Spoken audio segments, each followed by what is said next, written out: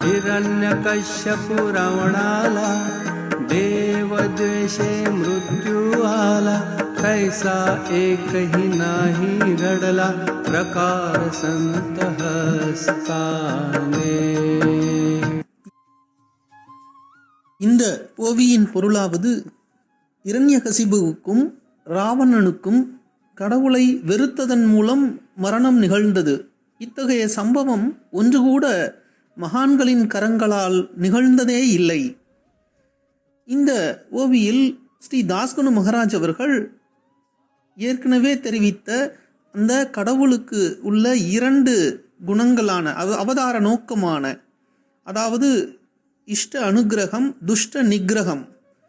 இந்த துஷ்ட நிகிரகம் என்பது மகான்களிடம் கிடையாது என்பதையே இங்கு வலியுறுத்துகின்றார்.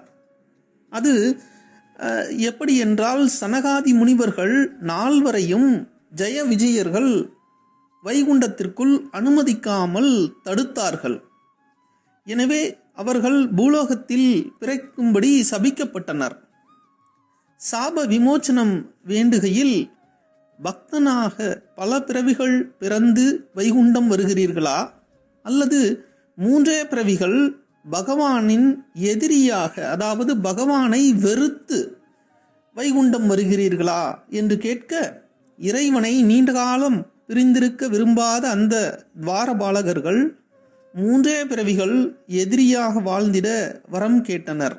எனவேதான் ஹிரண்யகசிபுவுக்கும் ராவணனுக்கும் பகவானின் எதிரியாக வெறுப்பை, பகவானிடம் ஒரு வெறுப்புணர்ச்சியை அவர்கள் காட்டினர்.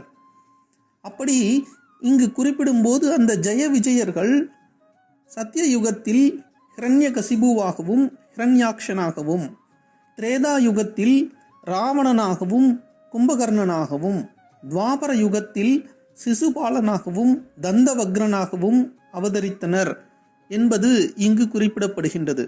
ஜெய் சாய்ராம்.